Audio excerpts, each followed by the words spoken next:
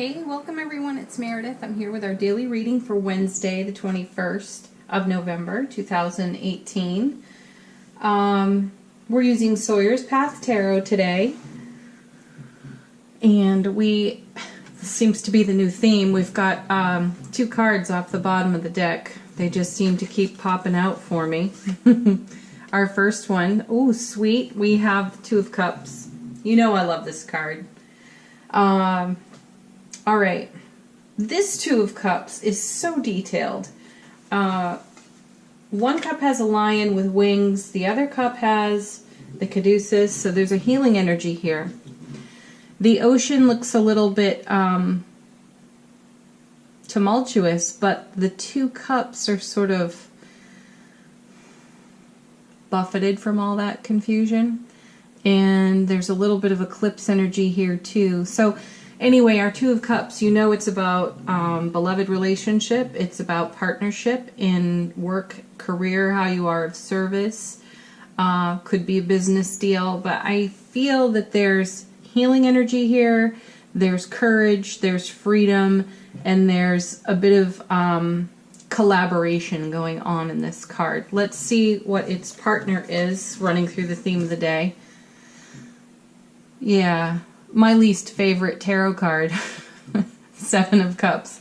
I call this the spoiled for choice card because you have a lot of options there. And this is a card that speaks to confusion, some chaos. So within relationships right now, we may be experiencing confusion and chaos. And I did listen to an astrologer on YouTube. He's very talented, but he was mentioning that Chiron, the wounded healer, is in Pisces, and there's something else going on with Neptune, which is bringing people to this Seven of Cups state, by my estimation. So there's emotional discomfort, there's emotional confusion, and there's been... as we've come into Mercury retrograde and felt the shadow of Venus retrograde, there's that essence of the retrograde sort of smacking you in the rear end on their way in and out. So what I'm picking up here is that we're getting a little bit of retrograde backlash with this Seven of Cups. And because it is a card of extremes, so we may be feeling some extreme emotions. And Chiron, the wounded healer, brings us into our emotional beingness and has some of us feeling tumultuous, confused, lack of clarity. The Seven of Cups specifically is Venus and Scorpio. So that speaks to the Two of Cups energy as well. And Venus and Scorpio, I mean... talk about love, love, love all day long. But it's mysterious love. Just how Scorpio likes it, too. The rest of us are like, what? What? Anyway, the Seven it speaks to potential for uncovering our gifts, our talents, or it speaks to new beginnings. It requires a lot of discernment. And sevens in tarot, I tell you all the time, it's how heaven touches earth. And so there's confusion around that. So we're needing to expand our consciousness, engage our spiritual gifts, and do the emotional healing work that's right in front of us right now. Don't avoid it. Do the work. You'll thank yourself. This Seven also brings like a deep kind of mad passion for things, so we want to jump in with gusto, but we don't even know what we're jumping into. It's like, it's very confusing. The message here on these two cards running through the theme of the day is go with the flow, keep your heart space centered on your personal freedom, your healing energy, your opportunity to do healing work on your own self. And then the last thing I want to say about this Seven is it nudges us toward priorities. So when it comes to relationships, What's the priority for you? So where are you setting your intention? And I've been hearing from a lot of people in the personal readings that their relationships are experiencing a crumb rather than feast experience. So we could be like giving crumbs to certain relationships because we don't want to abandon them, but we don't have the energy for them, or we haven't made space for them, or we're so deep in our own emotional process we can't be present for them. So we're doing a bare minimum to keep that alive. And so if you're the person on the receiving end of that, you feel like you're receiving crumbs. If you're the one giving that right now because of your state of being, the other people or person that's important to you is feeling as though you are just giving crumbs right now. So there's a call out for compassion and kindness here, and also a call out to express ourselves authentically. You know, instead of going into crumb or feast situation here.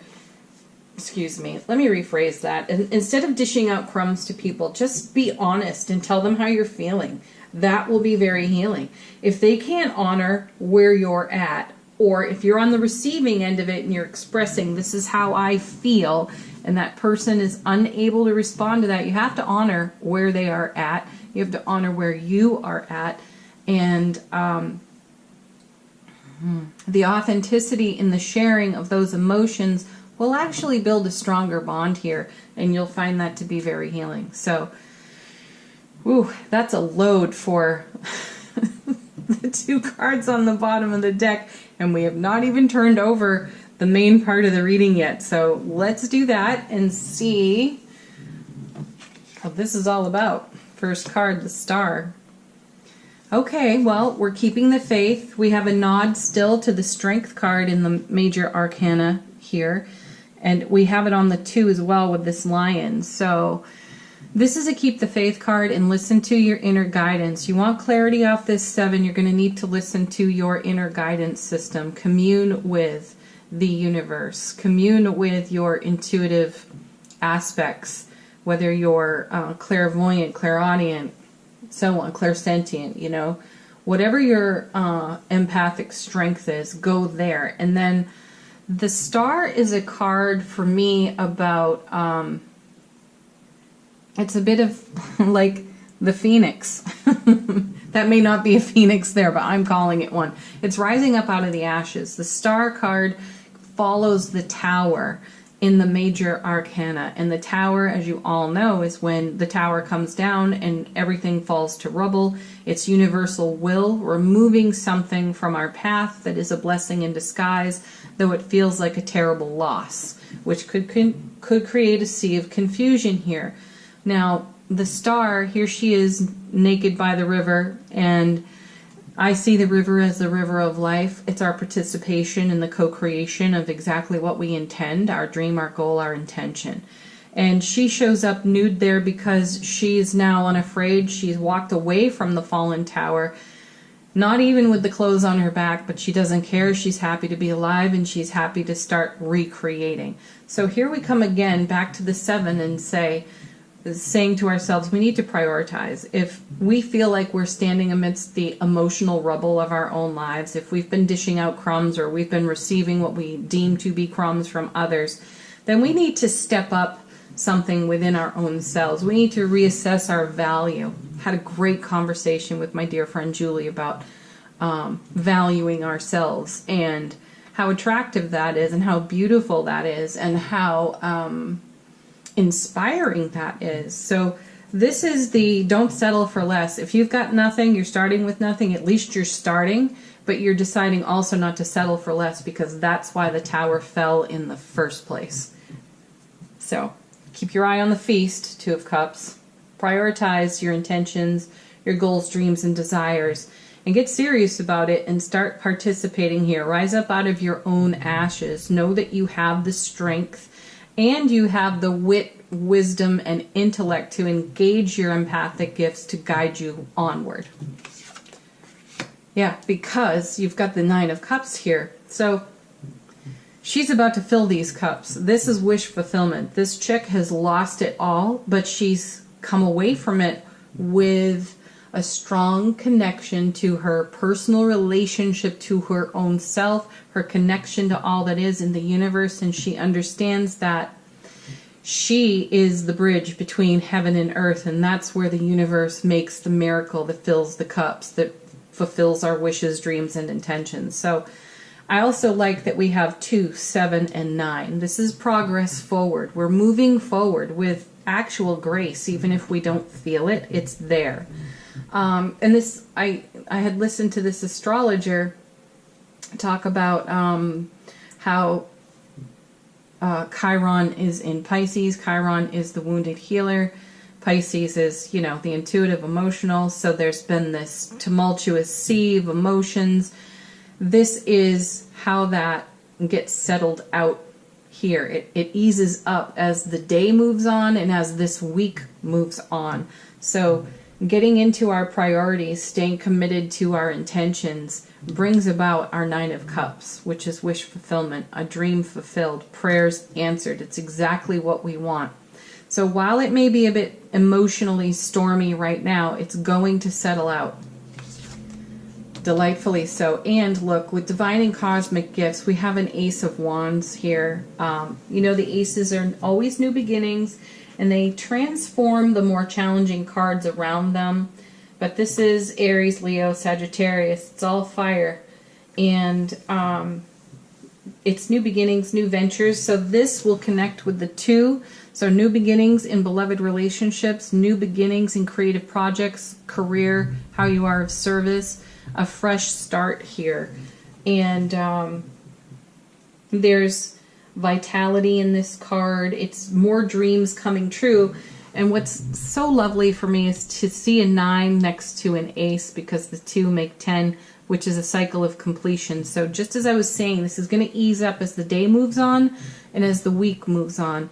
And so we come into this cycle of fulfillment and completion simultaneously with a lot of gratitude and grace. Okay. And then we have the Knight of Cups. I think we had him yesterday in exactly this same position. So, you know, what's in the 2 of Cups is poured into this cup. This is what's on offer to us. This is us doing the work, getting prioritized, and making a delivery or accepting a delivery. And I would say we're more in acceptance here because we have an ace, because that's a divine and cosmic gift. So this is something in the oncoming in the day. Now, we all know that this knight, he's a beauty. We all love him. He represents the ideal in some ways for a partnership, though he can show up kind of late to the party, this one. He gets distracted on his journey, and he can also procrastinate. He's well-intentioned. He is focused, but he's focused to wherever it is he's looking. So he's kind of our ADD knight. He drifts off the topic and, you know, gets a little, he wanders. He's got wanderlust. We do love that about him too. And that may be one of the things that serves us right now in this chaos and confusion of the 7. Maybe we need to wander a little bit and not know, and simply trust what's going on here with the star, the 9, and the ace. Excuse me. This is the universe in its infinite wisdom doing really good stuff for us that ends up being amazing and miraculous. And, you know, we could wander around here and drift a little bit and be okay with that. Look at this. Yeah, I'd say the universe has it well in hand for us. This is not to say that we shouldn't do the work, that we could just, you know, drift like this knight might a little bit. Excuse me. We have another cosmic hand. We have 6 pentacles. Pentacles are resources, material items, and we've got the scales. So we've got harmony, we've got balance. We have the divine hand coming out of the starburst, a divine hand here. This is a harmonious giving and receiving. So we just need to do a little bit of work over here, and then we receive great rewards, and in turn we're able to share the very things we've received. That's beautiful. And then the Lovers. You know, most tarot readers talk about how the Lovers is a choice card, and I don't disagree with that, because certainly it is. However, the way these cards are placed today, and we start with a 2, we end with the Lovers, and we had the 2 of Cups and the Lovers yesterday. I think they were sandwiching the 9 of Wands, so talking about our journey, our endurance, our ability to keep moving forward even when things get difficult, you know, like when a tower falls and you have to rebuild. I also like that we have her nude by the river. We have these 2 nude. This is us not having anything to hide from our own selves and for the people who are important to us. This is us in our authenticity. So what I want to cycle back around to here is that we have love blossoming in the light of the sun, underneath the Ace of Wands, divine and cosmic gift here of beloved partnership. So this feels to me like we made this choice a long time ago. So it's less of a choice now and more of a statement. This is happening. This is unfolding for us. This is the dream come true, the answered prayer, the fulfillment of a beloved relationship. Now, please keep in mind, it's anything you are in love with. Anyone or anything that you are in love with. There is some sort of progress within relationships that feels like a new beginning, a sharing, a bonding, a harmonizing, from doing our own emotional work, taking good self-care, and then prioritizing what is most important to us. And I do feel that some of us are rising up out of the ashes of the tower, deciding to rebuild our lives. And in spite of the losses thus far, which we could mourn and grieve, we've decided to instead keep our heart focused on exactly what we want. The reason the tower fell in the first place is because the foundation wasn't secure enough to support it. So here we are. We're not afraid to reinvent ourselves. The Lovers encourages us to follow our heart. The Star encourages us to keep the faith, listen to our gifts, follow our intuitive guidance, and know that by doing so, the highest and greatest outcome unfolds for us, and the universe has a heavy hand in making that happen. That's fantastic. Okay. Whew, I feel like I channeled that whole message. My guides are like, yeah, you're rocking it right now. Thank you. All right, let's move on to our angel answer cards. You know, this is your chance to ask a question. Let these cards be your answer. Of course, I'm going to relate it to what's on the table. This is so cute. Listen to your intuition. Okay. How many times do we need that message? Apparently, you can't say it enough. All right, next card.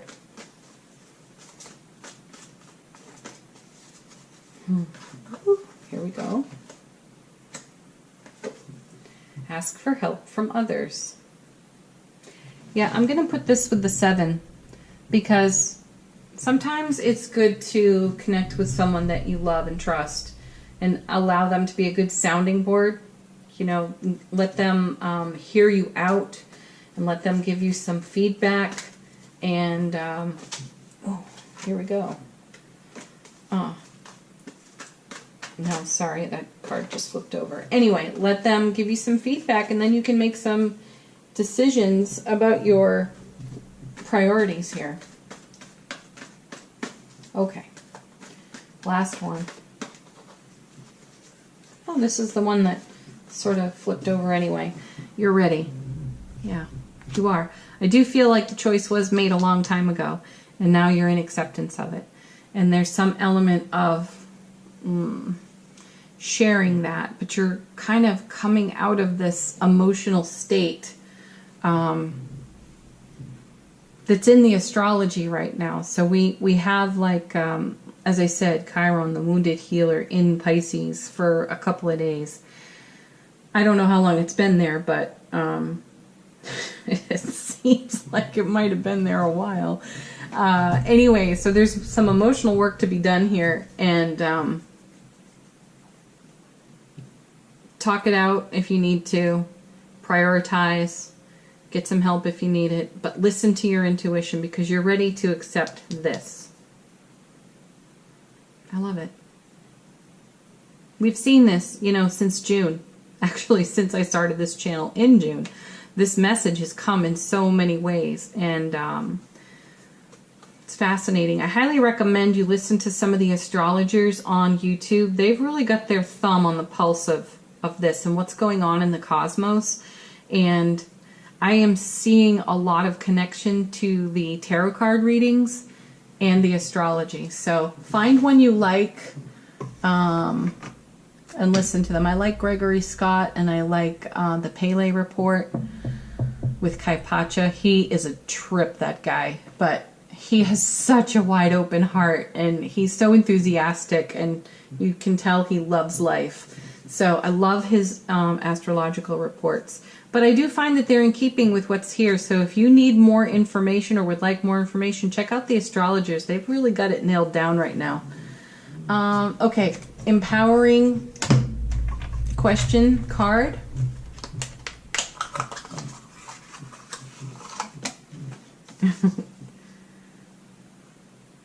This one just fell out of the box. What kinds of situations do I avoid? What does this... What? Oh, what does this evasion say about my previous experiences or beliefs? Okay, let's just stick with the main question. What kinds of situations do I avoid? Energy vampire situations. People who want to drain me. Oh, yeah. That happens sometimes for all of us. Okay. I'm not going to elaborate on that. I don't think I need to. Anyway, let's go to our final card, our affirmation card for the day from the Notes from the Universe on Love and Connection. And we get, create space for new love. Yes, shall we, my dears? Prioritize that, okay? It's what you asked for anyway. Okay. When a thing hurts your eyes, stop looking at it. When it hurts your ears, stop listening to it. And when it hurts your heart, stop justifying it. Yeah, you know what I was saying about accepting crumbs? That hurts your heart. And people start to justify that BS. And I don't know how many of my girlfriends I've heard say, well, you know, he's just really busy right now. I don't know, is he really busy right now?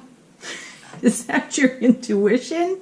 Or is he just ignoring you and throwing you crumbs because you're so valuable, beautiful, and amazing? He doesn't want you out of his life, but he isn't doing much to keep you there. Swap it. It could be, you know, in reverse for a guy and his girl. She's not calling. She's not texting. So stop justifying that. If people are not showing up and they're not making an effort, question it. Prioritize it. It's important. Sometimes that silence speaks louder than any words ever could. So create space for new love.